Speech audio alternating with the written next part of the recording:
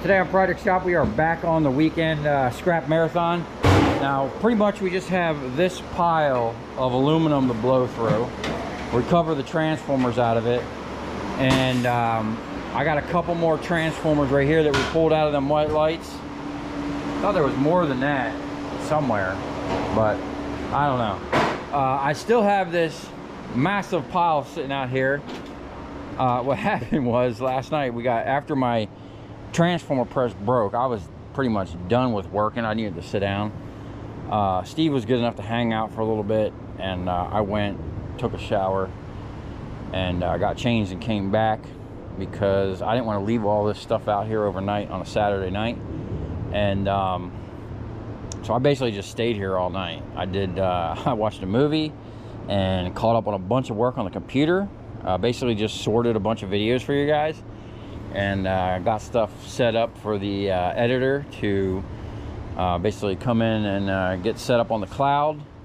So I was pretty much up until about 7 in the morning when the neighbor came, and then you know, once he was here, I kind of crashed for a couple hours on the couch, and then I got up and did more computer stuff, and Steve came by, and now we are gonna pretty much just knock out that aluminum, get this trailer loaded. I need to get all this stuff out of here tomorrow. So yesterday I was having all kinds of issues. First, I lost my spacer, which was really sad because I had that same spacer for years, and it probably went in the scrap, which is something that's happened before with my stuff. But when this spring broke, this spring is like some old loose spring, you know, kind of been rode hard, and it's been worn out. This one blew off, which is crazy because this spring was originally the same as that, but it took 2 of these to equate to that. So I'm hoping that I can just put this one spring on and it'll do what I need to do. And all it's doing is keeping this carriage tensioned to the bottom of this and holding the weight of this thing. This thing has a spring inside and comes back by itself. These are not double acting cylinders, none of these. They all have springs and will self-return. But I have springs on here to assist with the return. But since that blew up, I think we can either do aluminum expanded metal, which I don't think I have a big enough piece, or pretty sure I have a small piece of plexiglass. That might just be the perfect size. Bam!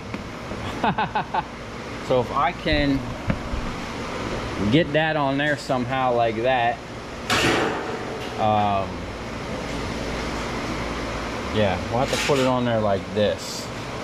Maybe we don't want it touching or rubbing that thing, but we probably want it like right there, and then have to put it on somehow to where it can come on and off, just in case I need to get to that cylinder, which I normally don't.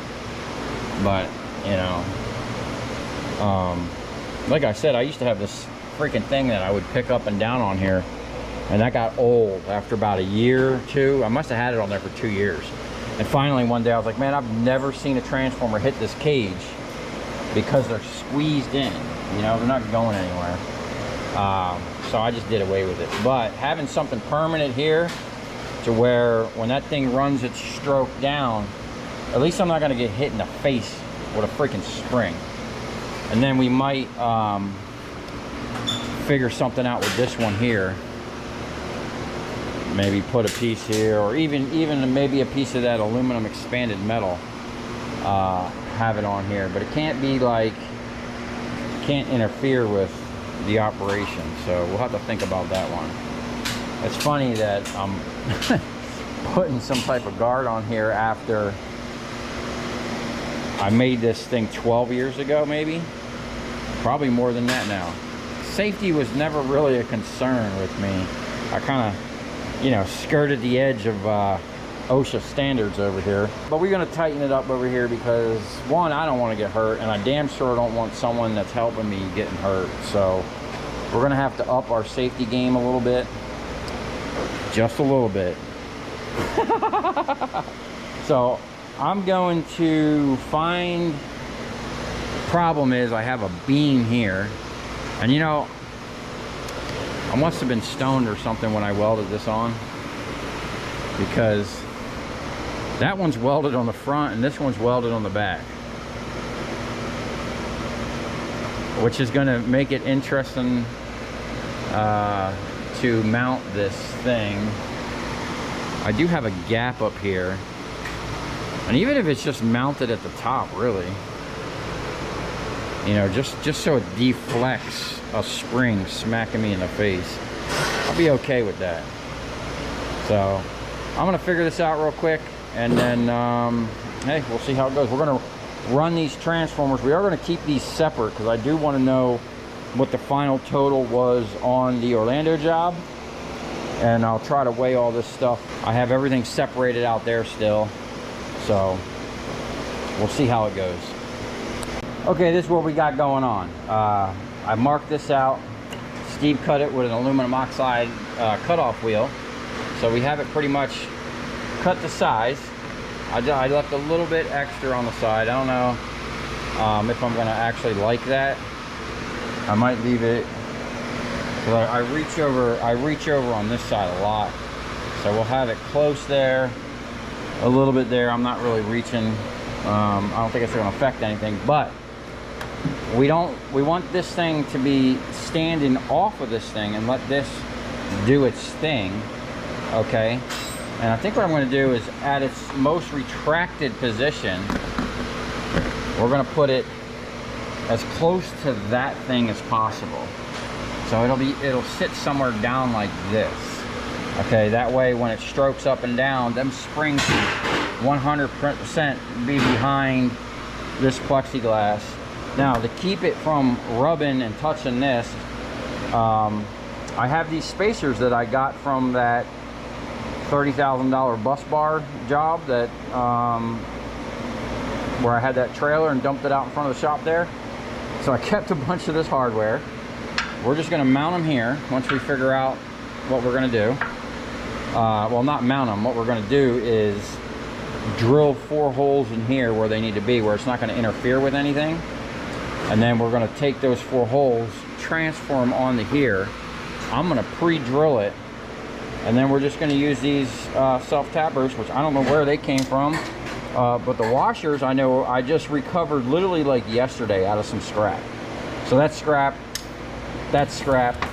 I'm pretty sure I got that in some type of scrap deal. So the safety measure is not going to cost anything, nor is repairing it, because these actually came off of the 20-ton pneumatic jacks I used to keep. Every time I would return them, I would take off the top plate and the springs just so I'd have extra springs. So I'm gonna get this fixed up first. We're gonna drill our holes, and then we're gonna drill more holes here.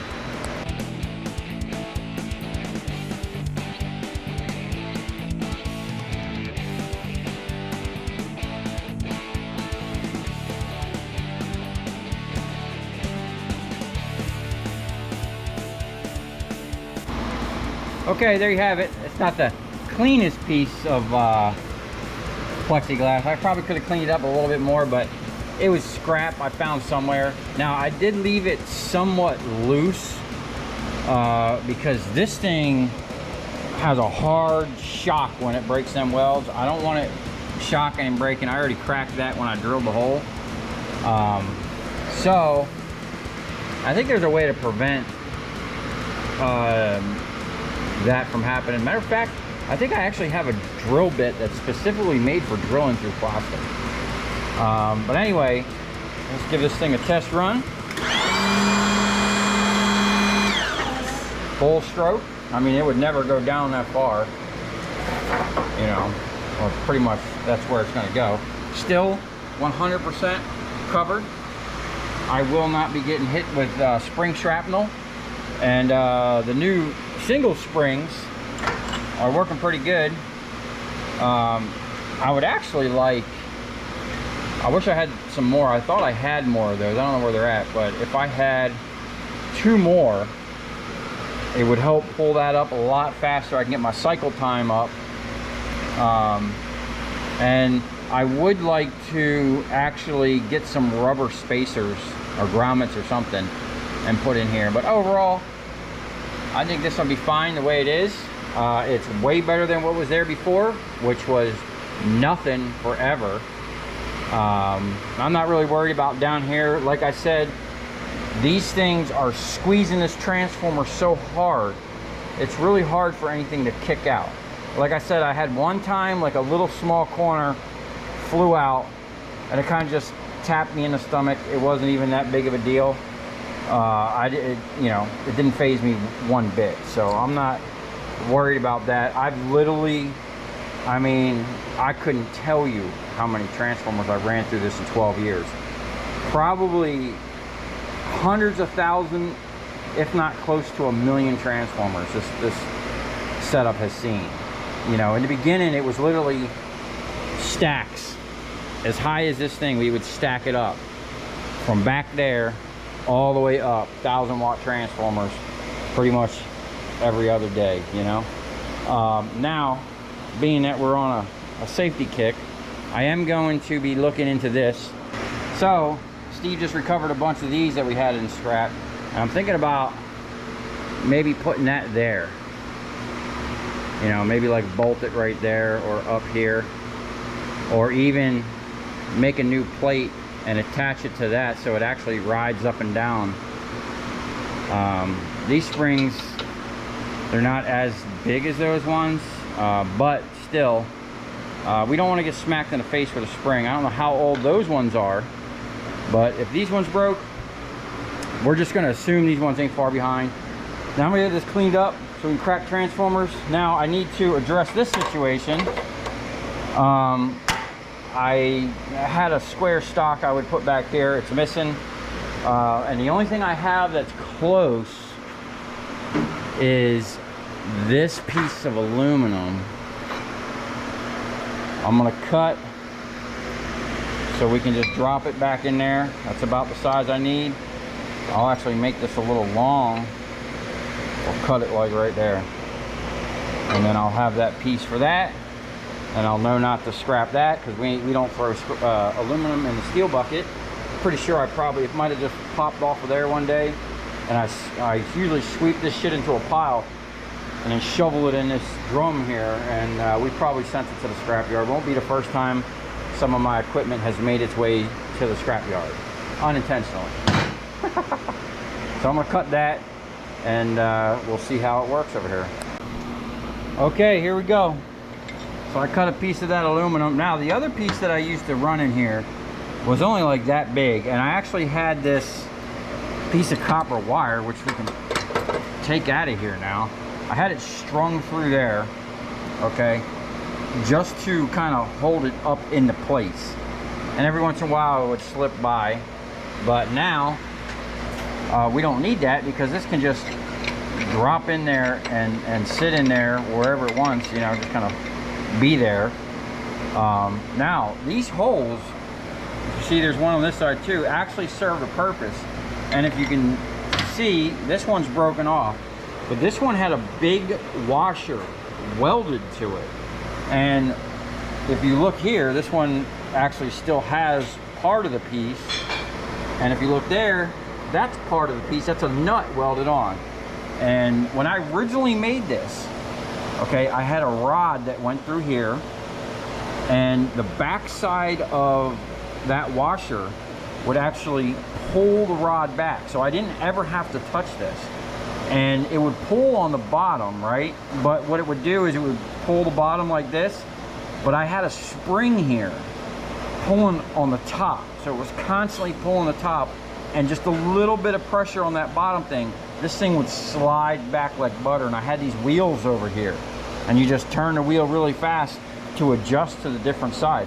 It worked absolutely great, you know. the explosive decompression of cracking welds literally just broke the welds. And first, I think that nut actually broke off in there and the spring went flying. And then I think that piece wind up breaking off. This thing is literally made from scrap. This was a C-channel, some angle plates I had. I don't even know what these were.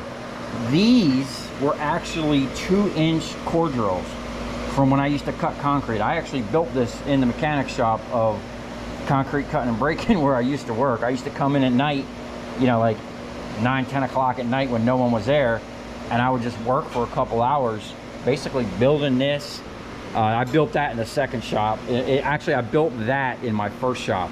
I actually had a first generation press, which was just this little thing that had a small cylinder like this on it, and instead of having adjustable plates like this, I actually had individual plates. They were like almost like a squared U, and you would slide the plate in for the different size transformers. The bases, you know, you would stick it in there sideways, actually like this, and it would catch the bottom of the coil.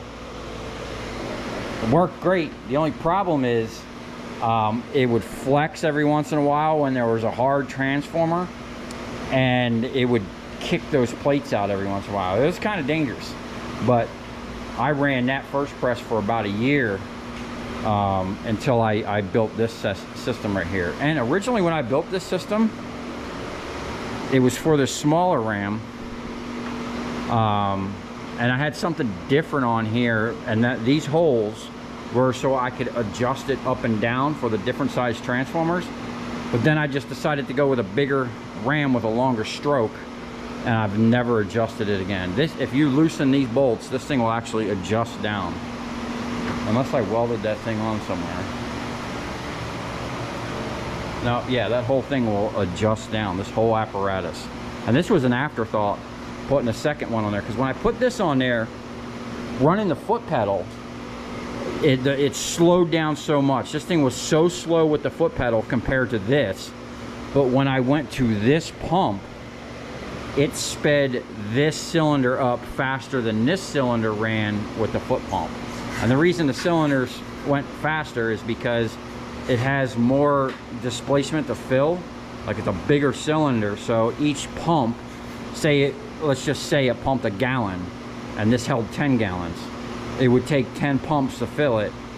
If this cylinder only held 5 gallons, it would only take 5 pumps to fill it. So with the electric over hydraulic 10,000 PSI pumps, that's a game changer with this setup, man. My production went way up. Anyway, let's try out our new block. Okay, looks a lot nicer and is about the same size of what I need. That's probably going to get wedged into shape. I got no ear protection, but let's.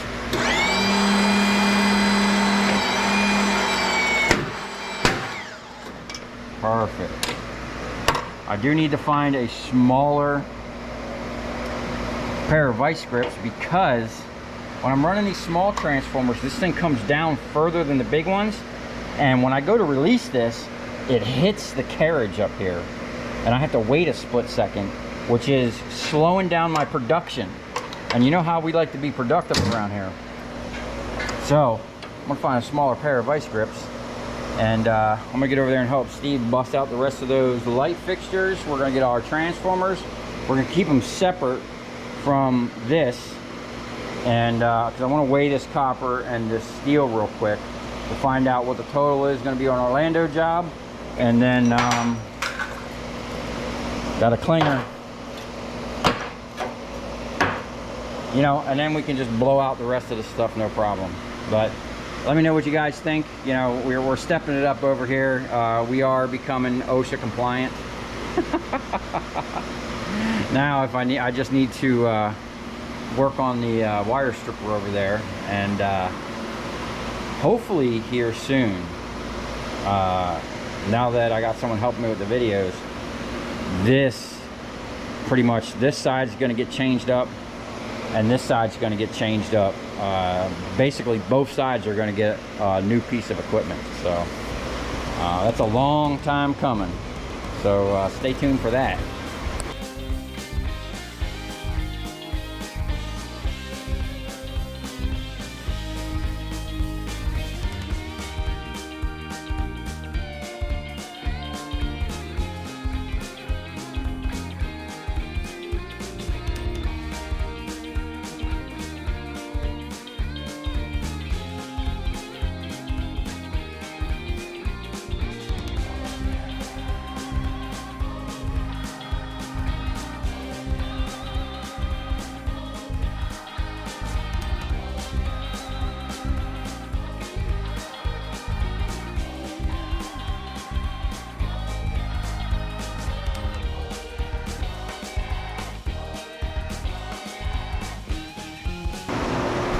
Okay, we blew through all that aluminum. It's actually outside, pretty much ready to be loaded. We're gonna blow through all these transformers we have first. So we have this barrel here. It's kind of a mix of transformers and ballasts. And then we got a couple down here. And what we're gonna do is actually run these transformers first. Get a weight, that's all from that Orlando job, and this is other stuff.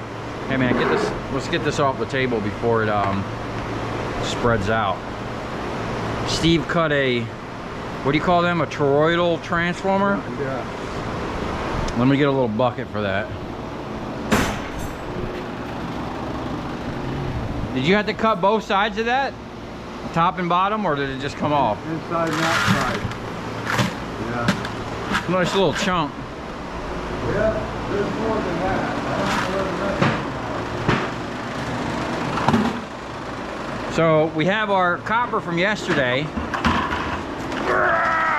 I remember, those buckets weigh about 80 pounds full. And we got an aluminum bucket. We'll see. Let's try out this new setup here. It feels windy, or sounds windy. I have a lot of fans going. We suck the dust out of the building over there.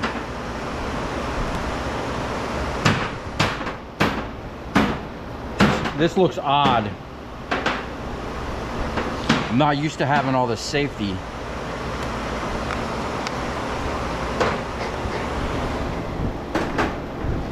Okay.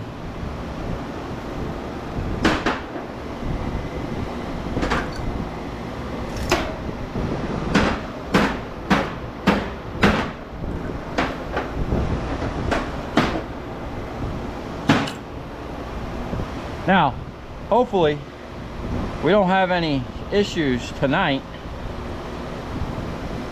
like we did last night. Last night I was just tired, man.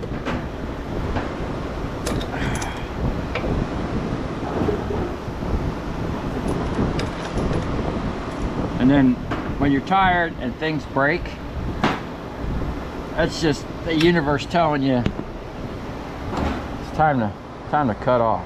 Did I just move this thing? I hope not.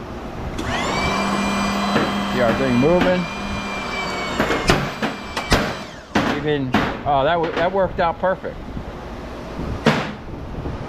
Now, I mean, this does move, but if that spring broke, it's not gonna fly back at me. That's annoying right there. Flipping that up and that thing hitting, that's gonna drive me crazy.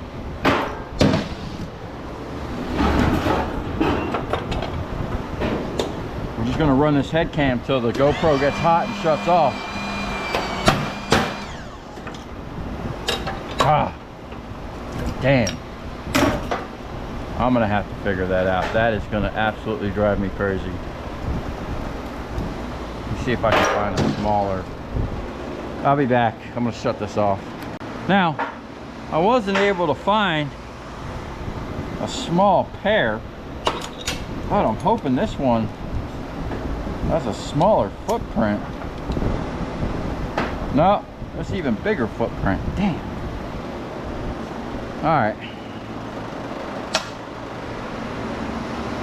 Man, I had like 4 pairs of these little guys, and they're all gone.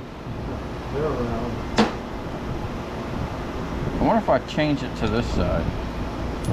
I guess I'm gonna have to just deal with it. Okay, let's put one in there.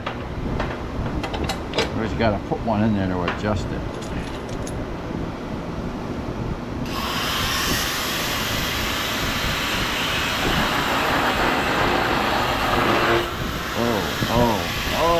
Too tight.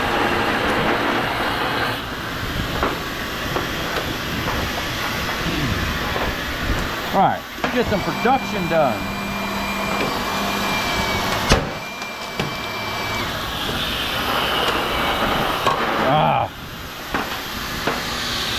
It's messing up my whole rhythm.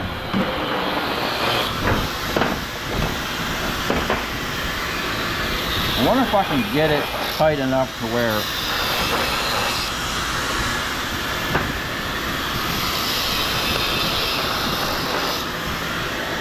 leave it right there. Let's see.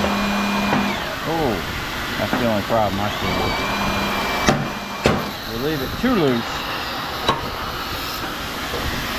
it'll let the transformer slip.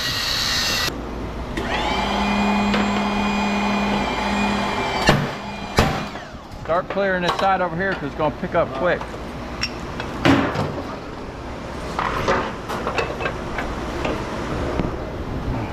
Man, I just want to crank on that thing. Oh!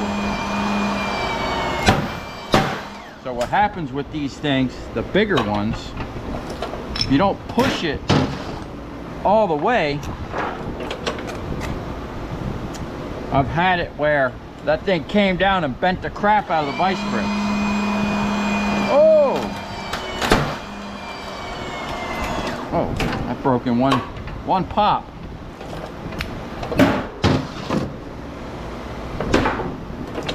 So far oh, someone forgot to clip the wires. So far that aluminum block's doing pretty good.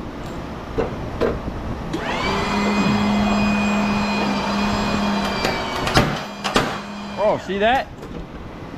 See that? That almost came at me like shrapnel. I guess I'm not squeezing it hard enough. That's the downside. Man, but I can't have this thing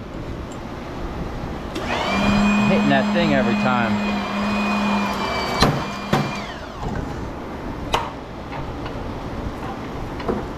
Oh. Okay. Send that off to second there. Oh, I pushed it all the way. Shit.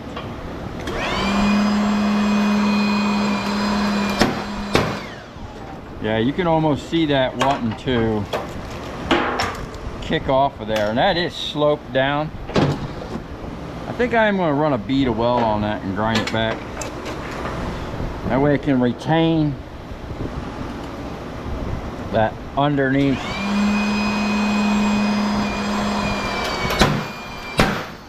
Because it's shaped. It's shaped to the bottom of that C plate there, or that C channel.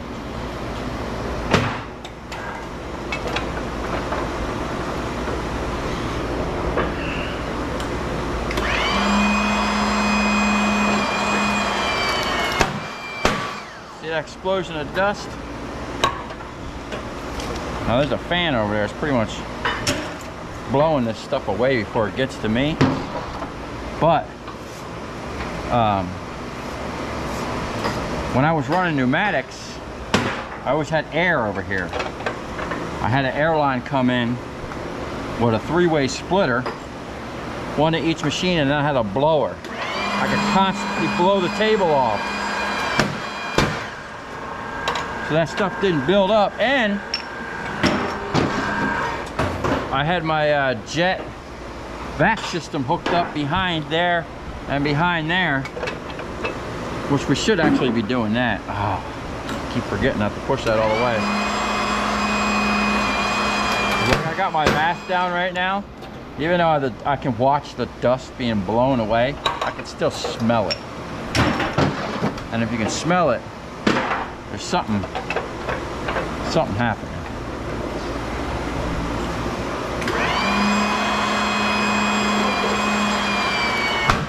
Oh! And that right there is what happens when you don't have it tight enough. And it locks in there, and then you gotta undo that and then crank it back up. It's like you gotta find that sweet spot, because you're only getting half a rotation on each one of these to loosen and tighten this.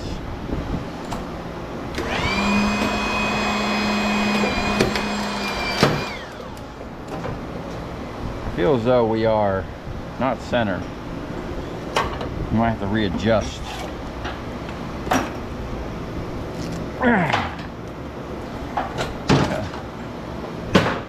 Let's see what we got going on here.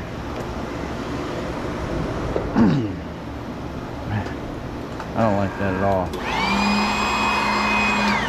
Okay. We are, it's dark. That thing is crooked. Yeah, we need to slide on over a little bit. It's like one whole turn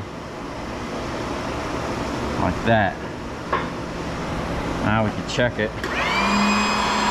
See, what happens is we're going to give it another turn. We was way out of line. What happens is when that side breaks first, it always kind of moves over anyway. So we want to keep it as far as we can to one side. It's going to give us the best chance that it's going to break that second one without popping off or doing some weird crap that we don't want it to do. Piece of aluminum's working out pretty good.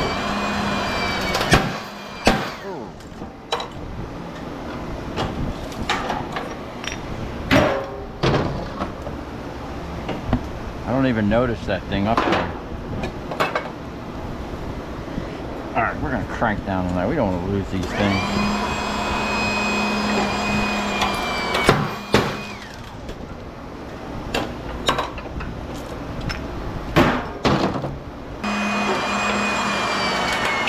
Woo!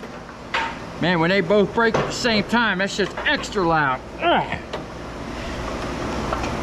Oh, it didn't break all the way. Look at that. So actually, you just piece that thing back together, put it back in there, or you could send it to secondary and give it the hammer treatment. Wow, everything's moving around. Oh, she's worn out, man.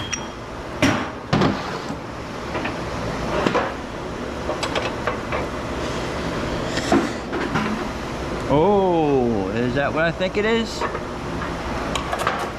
It's a good catch. Whenever you see these lines, I know right away that this transformer has those notches. That'll jam up the whole machine. That needs to be ground. Fortunately, we can't crack that one. So I'm actually very interested. Like, I'd like to know how many transformers this machine has actually cracked. Now, I don't do nearly as much as I do now, but when I was doing nothing but transformers every day, I mean literally for like 5 years, I didn't buy copper wire, I didn't buy the light fixtures, I didn't even take ballast. I started taking ballast maybe like 3 years, 4 years in, but I was only taking them for free.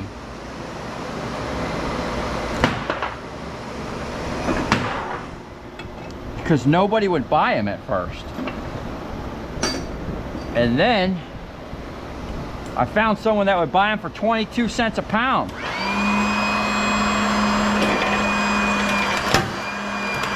Those were the good old days. Matter of fact, it was down here in South Florida, a place used to be called Capital. They were total shysters, but they had the best price on steel. And that's where I sold my steel for years before I started selling at TMR, because Capital just pissed me off too much.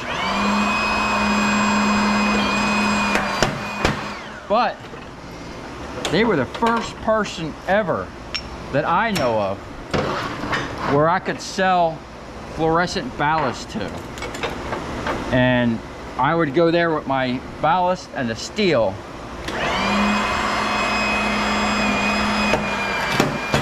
I was getting 14 cents a pound for prepared steel, the transformer steel. And that red truck right outside that door there, that thing used to haul so much steel. I literally had 8,000 pounds in the bed one day. And the truck only weighs 8,000 pounds. So it literally hauled its own weight. But I used to get 22 cents a pound for them ballast. I'd buy them for 10 all day long. That's when I started paying for them. In the beginning, you know, it's crazy. In the beginning, when I was taking them for free, I didn't know what to do with them. So I was taking them for free for probably about 6 months. And I probably had, man, I'm gonna say at least 8 drums full of them. I mean, literally tons of this stuff. And once I found out you can sell them, I cashed them in. Ooh. See, these ones here, they'll run through the machine. I just have to offset it. So I don't like to keep, basically I gotta back that off one time. So I do them at the end. Oh, he fell off. And usually when it falls off, we can get it out of there.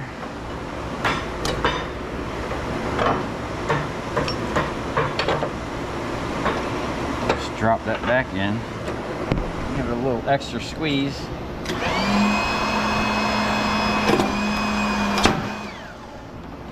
Yeah, you know, I forget what it was. I went to Capitol, and the guy at the scale house was just, he was being dodgy or shady. Like, I usually would weigh my stuff, not the steel, but anything like that wasn't steel, I usually weigh before I went to the scrapyard. Kind of keeps people honest.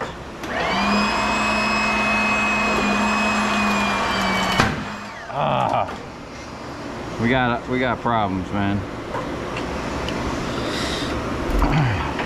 And I had all these ballasts, and they were in like, I don't know, 4 or 5 drums.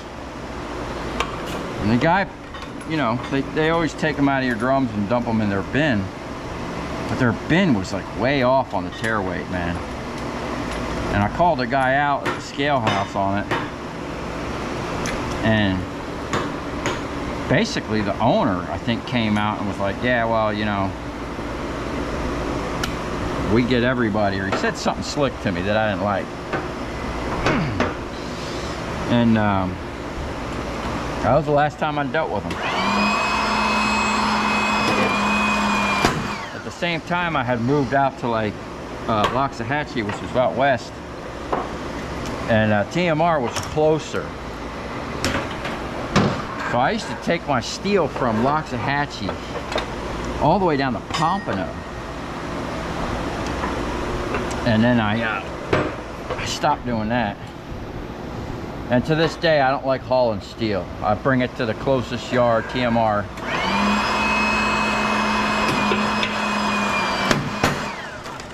I just try to get rid of that shit as fast as possible because it really ain't worth much. You know? A little 5-gallon bucket of copper.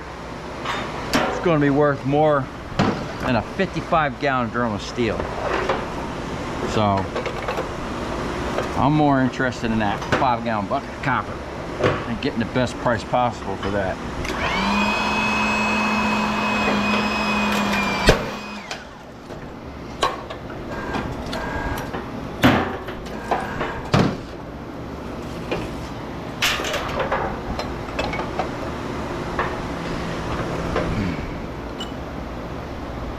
Hey, I'll cut that one too, man. Those ones with them plastic on it, they're tough. And once you lose that bottom edge like that, yeah, you're done.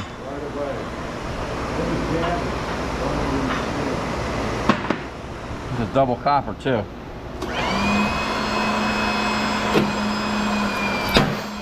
Yeah, those ones with the plastic, those are always tough, man. They got like extra.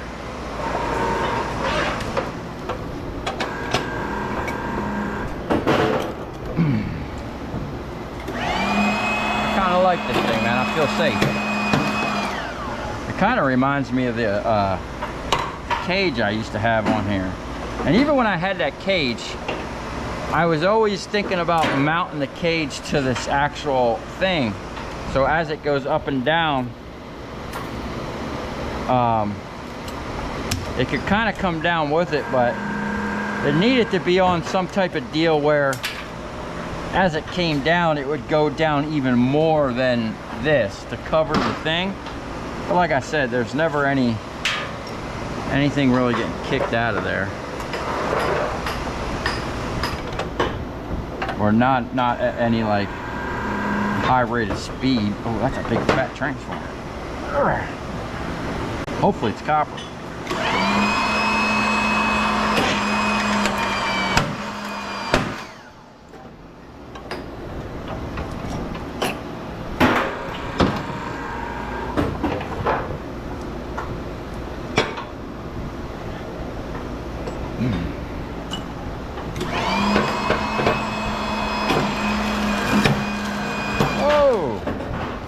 Delamination.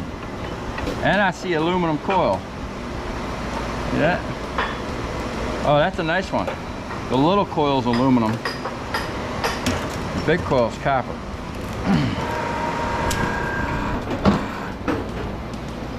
Okay. That's that. That's that. That's a different size.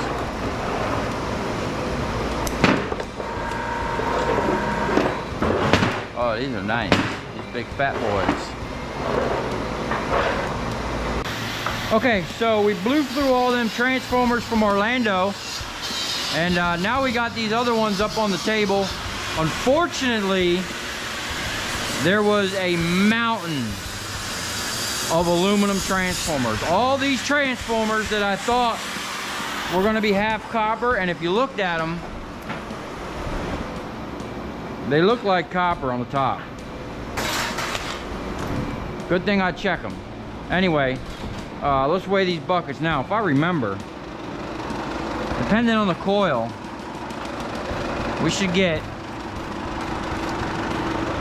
50 to 80 pounds out of one of these buckets. Depending on the transformers. Ooh, it's overflowing. So we got 89.5. She's running. She's running. Let me see. 89.8. I don't know if y'all can see that. We're just gonna call it 89.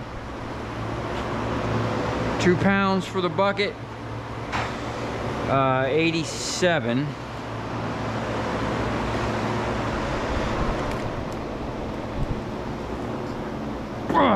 It's not a bad bucket.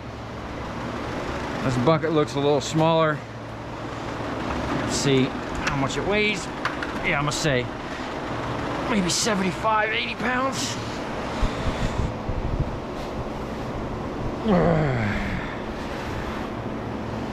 79.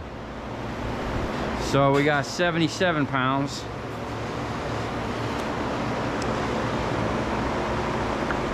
Now, I'm not gonna weigh the steel, but we can guesstimate probably 300 pounds. That's probably 300 pounds, maybe 4. I don't know. But we will weigh this aluminum.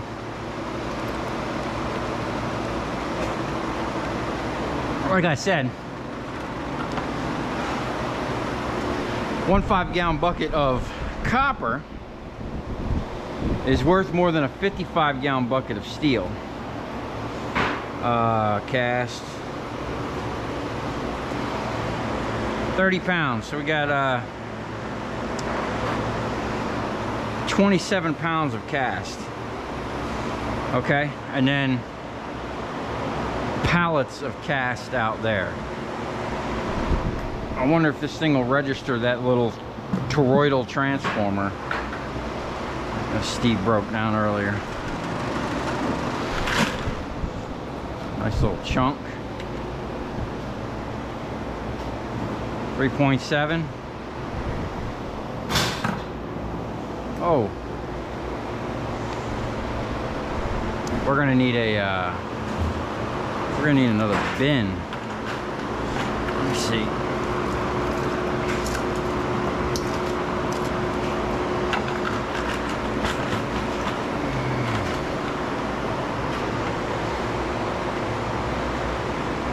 £2, yeah. So that was a pound of copper in that toroidal transformer. Not much, but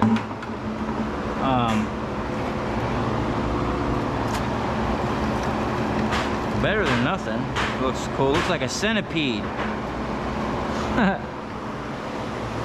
Okay, he's getting some transformers on the table. It's getting late. I don't know how much more I want to go, but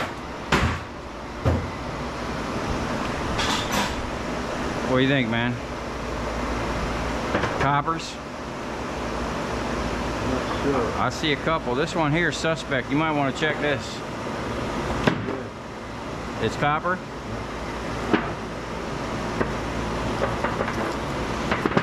I'll tell right away that plastic one.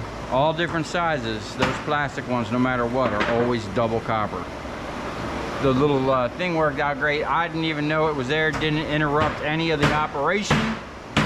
These little spacer doohickeys worked pretty good.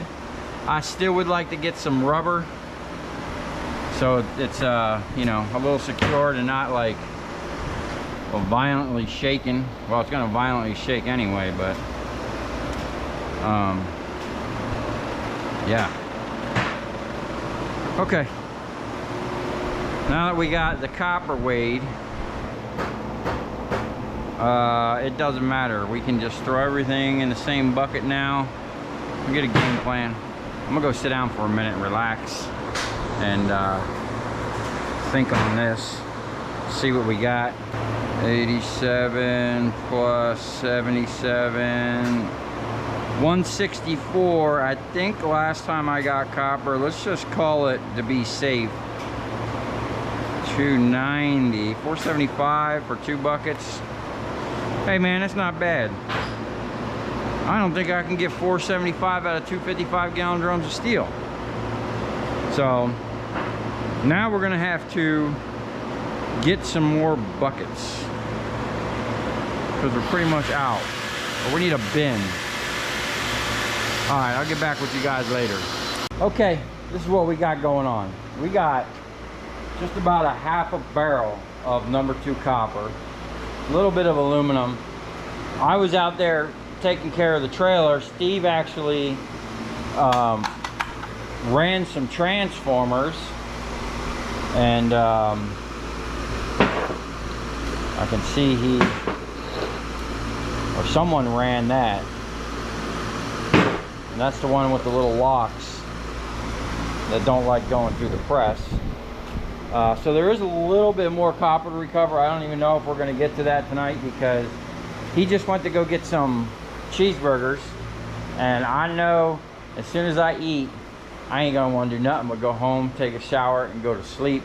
I got to get up early and take this trailer down to Miami. I have to go pick up the rest of the lights from the new customer I got, but I was able to get all of this stuff on the trailer, no problem. Actually, I actually had it stacked a little higher in the front, but once I got about halfway through, I realized I actually brought some of it back down a little bit, but that's what we got. We are about 4 feet high on the deck, and I am going to put a ton of straps on this. First thing I'm going to do is wrap it all the way around and squeeze all this stuff together, maybe do a couple X's, and then throw the net over it. We should be good. I got about an hour of cleaning up and strapping this thing down still to go. So we're not entirely out of the water yet, but there is light at the end of the tunnel, and all them piles of scrap is on the trailer. And it took me a little bit extra because I had to move it twice. I had to put a pile on. I weighed everything from the Orlando job, so I'll have a rough idea of what we actually got out of there. So for now, it's just going to be cleanup time and dinner time. The only thing open right now, I think, is Denny's. It's God knows what time early in the morning. And yeah, so definitely going to snooze hard tonight. Okay, so here are the final tally on that Orlando job. This was the first ticket for the first week, the first couple days I was up there. Okay, 1974. And then this here is the ticket for when I went back on the Friday. This is all the stuff that was left from whatever was left over from when the guy stole that one light and like the 10 transformers. So we probably would have had another, I don't know, maybe $200 or $300 added to that. So almost $1,000 there. And then I had a $250. I'm estimating $250 of this was from that Orlando job. I did add a little bit of steel, but probably 3/4 of that was from that Orlando job. And then the final ticket, which was that trailer load you just seen, which was a mix of like 2 or 3 different jobs, but I weighed all the aluminum from Orlando and the copper. So we had well, here's the ticket. We had all together number 2 copper, 293. I got $2.90 a pound for $849.70. Old sheet aluminum, 664 pounds, 53 cents a pound, $351.92. 60/60 clean extrusions. We had 34 pounds, 75 cents a pound for $25.50. Then cast aluminum, 1,977 pounds, 53 cents a pound. Cast and sheet are pretty much the same price at the moment, or at the time of this ticket, for $1,047.81 for a total of $2,274.93. And 164 pounds of that number 2 copper, $475 was from the Orlando job. And 997 pounds of aluminum. Now, I weighed it all. So I didn't separate the cast or the little bit of extruding that might have been in there. I just kind of weighed it all as aluminum because it's pretty much the same price.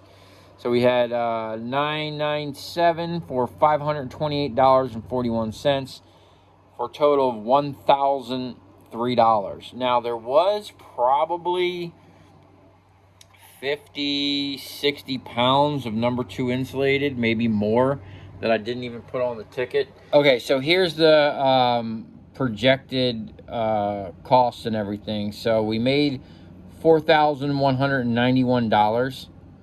And week 1, I'm going to say it cost me $500. Week 2, even though I only went up there one day, it cost me $550 because I had all the labor, and I gave those guys $200 for storing that stuff. And I actually had some footage I never got to. I totally forgot. I shot it on my phone and never got it up. So on the first week, I had like $300 worth of fuel, $100 worth of hotel, and about $100 worth of food. So I went up there on a Monday. I stayed the night Tuesday. I stayed the night Monday. I worked Tuesday. I came home Tuesday night. Went back Wednesday. Stayed Wednesday night. Came back Thursday, went to Miami Friday morning, and then drove all the way back up there. That's when I was late and homeboy ran off with them transformers. So that was pretty much the whole week. And Friday was just me going up there, loading up a few lights. It wasn't even a lot, but those few lights that I did load up, I got almost $1,000 out of. Well, actually, with the steel, definitely I got $1,000 out of it. And then the next week, I forget which day I went up there. It might have been like a Wednesday or Thursday, but I just went up there. I picked the stuff up, and then I was back early afternoon. And so I had $100 driving up there. I gave them $200 for storing the stuff for me. And then I had about $120 worth of labor earlier in the day. I think I processed that stuff on a Saturday. And then I worked later on the evening. Me and Steve cracked the transformers. Now, the first job, I only probably had 2 hours worth of labor. I processed all that stuff myself, and Steve came in and helped me crack the transformers, which, you know, we blow through some transformers. It didn't take us long at all. I might have had 2 hours in labor. Now, the second week, all the stuff, I paid Oliver to help me, and then Steve came in, helped me with some other lights, and then we cracked the transformers. So, you know, I had $100 in fuel too, and then probably $250 in labor. So all in all, for probably 6, or let's just say 7 days, like a whole week's worth of work, I made $3,141, which, even with all the traveling, it wasn't bad, man. That was a shit ton of lights, and there was a ton of double ballast in there, you know. And you know, there was probably $200 or $300. Homeboy got me on them transformers, but you know, whatever. That wasn't the first time someone stole lights from me, and it's probably not going to be the last time, man. You know, I can't be everywhere at once. So if you come this far, thanks for watching. I'm in the middle of editing another video. I got tons of videos. Let me just see all these videos here. So 3 of them are already, well, actually 2 of them are already gone, but the rest of these I'm going to be blowing out over the next week. I'm going to do like a Thanksgiving week marathon, and I'm going to drop a video every single day until Friday, and then probably Saturday I'll be doing another live stream. I got this little thing I want to take apart. I think I took one apart before, and it was just loaded with aluminum and transformers. So I'm paying for StreamYard, and I forget what it is. It's like almost $50 a month to help me do the live streams. And I want to be, I don't know how to do it, but I want to be able to have other people get on there with me if anyone's interested in that. Just to kind of talk, you know, shoot the shit, and keep it going maybe while I'm working on something. Let me know what you guys think about that. Plus, the real reason I have the StreamYard is I'm about to start a whole nother YouTube channel where it's going to be, I don't think I can do it in the beginning doing live streams, because I got to get to a certain threshold, I believe, before you can go live. But I want to pretty much do a lot of live streaming and get a lot of people on there, and have all kinds of cool discussions and whatnot. And then as soon as I drop that, you'll find out. A lot of people have been asking what happened with my guns and why Broward County evidence had them for 1.5 years. You'll find out over there. So if you come this far, thanks for watching. Stay tuned. We're about to blow out some videos for you. And get this, these videos here aren't even the ones I've been shooting in the past week. You're really gonna want to see those videos, man. We're going next level over here.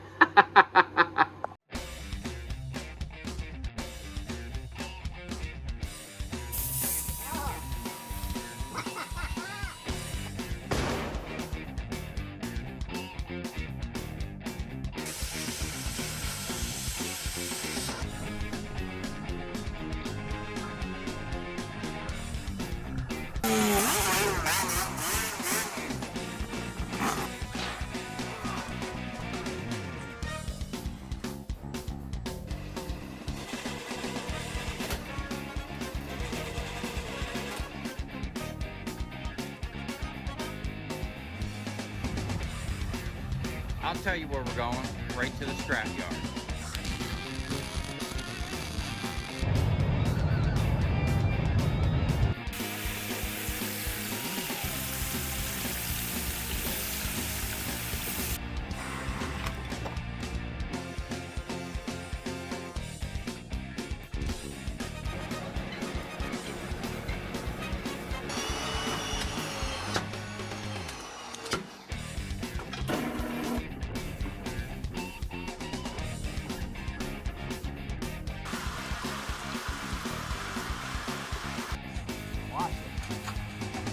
Dancing. You ever seen your copper dance before?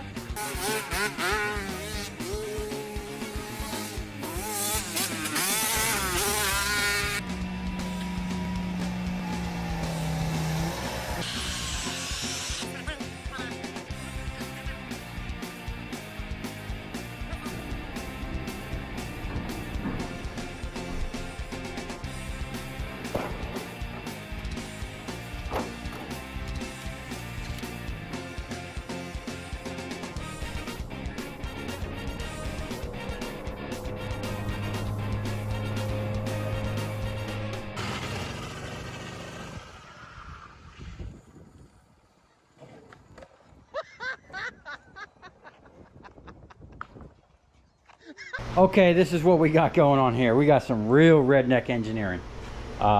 Originally, I wanted to run these two posts, or these two shelving units. One here, one over here at the end of the toolbox here. But the problem is, I would have to cut that short to get it under the wall. And then I couldn't run the shelves up really high because I would have to offset this safety deposit box, and then it would interfere with my door. So what I'm gonna do is basically this right here. I'm gonna bolt these really long uprights to this, which is gonna reinforce this and give it some rigidity and give me the ability to go all the way up, you know, as high as I wanna go, basically. And then what I'm gonna do is take some of these. I got some short cut pieces, and I will bolt them to this like that. And the reason I want to use these ones is because you know, they are like, I have a whole bunch of them that are just like this size here, but this is like doubled, so the strength is going to be doubled. You know, we're looking for structural here.